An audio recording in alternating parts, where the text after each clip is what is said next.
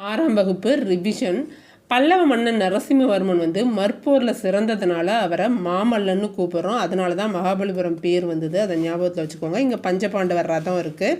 அர்ஜுனன் தபசு, குடைவரை கடற்கரை கோயில், பஞ்சபாண்டவர் ரதம், ஒற்றைக்கல் யானை, குகை கோயில், புலி குகை, திருக்கடல் மல்லை, கண்ணனின் வெந்தய பந்து, கலங்கரை விளக்கம். மாறுபட்டது எது அப்படின்னு கேட்டு கொடுக்க வாய்ப்பு இருக்குது, பார்த்துக்கோங்க. சிற்பக்கலை வடிவமைப்பு 4 வகைப்படும். இந்த 4 வடிவமும் மகாபலிபுரத்தில் இருக்குது. குடைவரை கோயில், ஒற்றைக்கல் கோயில், கட்டுமான கோயில், புடைப்பு சிற்பங்கள். மயங்கொலி எழுத்துக்கள் மொத்தம் எத்தனைன்னு கேட்பாங்க. மயங்கொலி எழுத்துக்கள் 8 எழுத்துக்கள் இருக்குது.